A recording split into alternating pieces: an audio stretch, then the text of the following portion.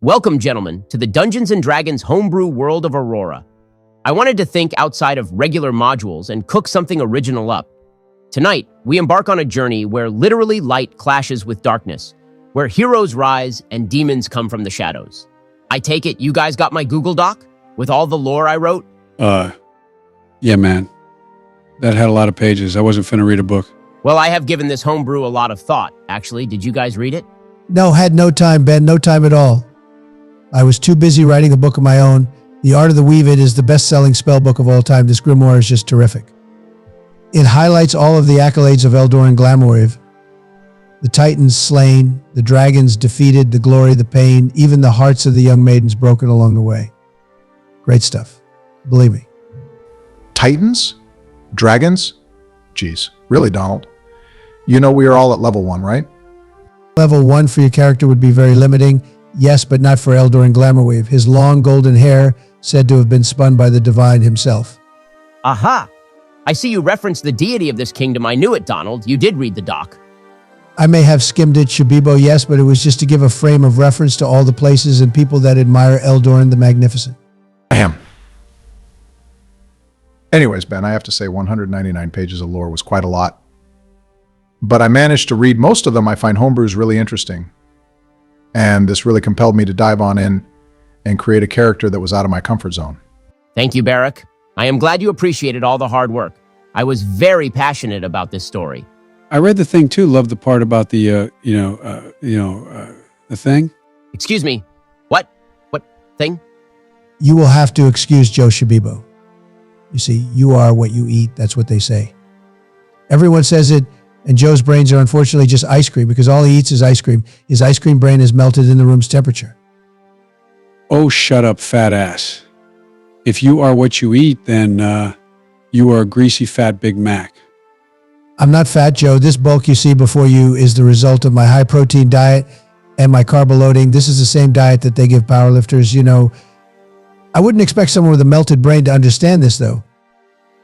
I think you're supposed to be powerlifting, Donald, if you are going to eat like that. I would Obama, believe me, but being in all these wonderful D&D campaigns really takes up a lot of my time. Plus, I am making America great again, and I plan to fit it in my schedule. Joe, on the other hand, must have a lot of extra free time since he chickened out of the presidential race. To fit? You couldn't even fit into Jared Fogel's before jeans, fat ass. His big pants before he lost all that weight. Oh, you would make references to Jared Fogle, Creepy Joe. You and him must have a lot in common. Must have met on a particular island owned by a man that definitely didn't kill himself. I mean, that's what they are saying. You, Jared, and Jeff, the three creepy amigos. Guys, please, we don't have a lot of time. In interest of keeping us on the right track, allow me to lay the framework of the campaign, and then we can go around the table and introduce your player characters. Welcome to Aurora, a continent forged in the fires of both divine light and ancient darkness. 2,000 years ago, this realm faced the gravest threat it had ever known, the Blight. It was a corruption so deep, so malevolent, that it nearly devoured the world. At the heart of this darkness was the Harbinger, an abyssal lord who sought to enslave all of creation under his infernal rule. But hope was not lost. The All-Emperor, a figure of unmatched valor and virtue, rose to unite the fractured kingdoms of man, elf, and dwarf. Under his leadership, the people of Aurora waged a grand crusade against the forces of darkness. In a titanic clash, the All-Emperor sacrificed himself to seal the abyss and defeat the Harbinger, driving the Blight from the land. In the wake of his victory, the All-Emperor established a new order, a society built on the worship of the divine, the one true God who protects and guides the people of Aurora. Since that time, polytheism has been outlawed, seen as a dangerous path that once opened the door to the Blight's corruption. The Church of Aurora, the spiritual and moral foundation of society, has grown powerful, guiding the people with a stern but benevolent hand. The High Pontiff and the Order of Dawn, the elite protectors of the faith, ensure that the teachings of the divine remain the cornerstone of civilization. Any whispers of heresy are swiftly silenced, and the light of the All-Emperor's legacy continues to shine brightly, or so it would seem. But beneath the surface, shadows stir. Rumors of corruption within the church, strange occurrences in the far reaches of the continent, and the reappearance of creatures long thought extinct have begun to spread. Some fear that the blight was never truly defeated, that it has been lying dormant, waiting for the right moment to strike again. We find ourselves 2 millennia after the blight, a time of prosperity, enlightenment, and security for the kingdom.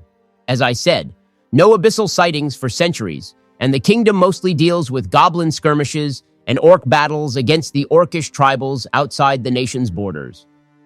Ben, before you shower us with any more of your 199 pages of lore, let me tell you about the main character. He's a sorcerer, right? He's going to be the best.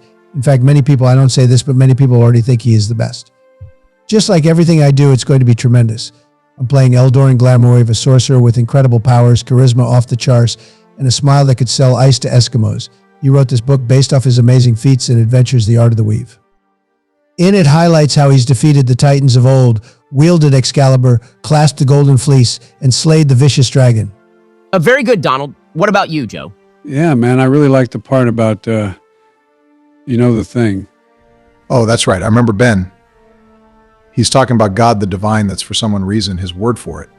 Yeah, that thing. I heard that the one in charge was called what was it now? Oh, the High Pontiff? Is that what you mean? The head of the church is called the High Pontiff. No, but something like that. Hey, it was called the High Plantiff. Plain Tiff, that's it. That's me. You can't play as the High Pontiff, Joe. That's an NPC. That means non-playable character. I know that, Jack. That's why I'm playing Neeg, the I plane ... Tiff. I saw the vision of a trash fire, and now I'm the bearer of the sacred flame. Something about a pontoon, man, I think. I'm going to lead the goblins into this trash can fire. And man, let me tell you, fire's dangerous, folks. A bear once told Neeg that, told him that only he could prevent forest fires. Okay. Wow, wasn't expecting that. Need a second on processing what I just heard. How about you, Barrick? And I'm playing Mebrod Umbrin, a dark ASMR rogue, just emerging from the Underdark. It's been a long time in the shadows, and let's just say, not everything down there is friendly. But don't worry, I'm still here to do some good in the world. In my own way. All right. We've got a flashy sorcerer, a fire-obsessed goblin, and a shadowy rogue. Now, before we dive into session 1, I want to introduce our special guest for the campaign, Donald's special invite. Is he here yet? Yes, he and me go way back with DD, played at Joe's house in another magnificent homebrew. Play with Joe all the time. I don't remember any of that, man. Not you, Sleepy Joe. I am talking about Cool Joe. You're Sleepy Joe. That's right. A man who needs no introduction. Some say he can whip up a 5-course meal in the time it takes others to roll initiative, and that his temper is as fiery as the ovens he commands. Gordon Ramsay. Hello, everyone. Thanks for having me. Like Donald said, I played D&D with him, but my dream was to play D&D in a presidential campaign. Right, so I'm playing Sir Tinkleton the Stout, a gnome chef who is constantly as angry as I am when I find out a chef is serving canned crab meat. He is technically a barbarian. He's covered in pots and pans, which double as his armor. And when he gets mad, watch out. I'll turn into a force to be reckoned with and fry anyone who steps out of line. Just like in the kitchen, you don't want to cross me. Ha! Gordon, welcome to the table. We're all just hoping we don't end up on the wrong side of your rolling pin or your rolling dice. Gordon, glad you could make it, buddy. Maybe after we finish saving Aurora, we can all play Monopoly or Risk another game where I'll show you how it's done. Monopoly? Risk? Simon, man. You guys always play the good games without me. I'll make sure Nee gets invited next time. We can play Candyland. That's my favorite. Come on, man. Ha ha ha ha. Don't worry, Joe. Just try not to burn the campaign down with your trash fire visions, yeah?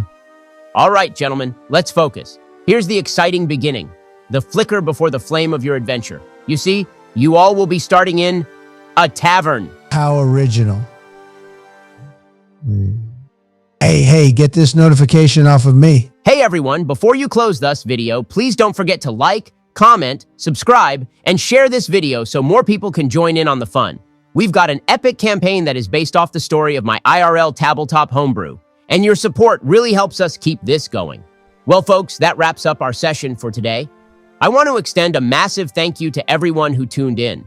The editor and I have been working hard to get a campaign and an AI President's video series off the ground, and I'm genuinely excited about the direction we're headed. Building an audience is the first step, and your support means the world to us. A special shout out to the AI presidential community. You guys are awesome.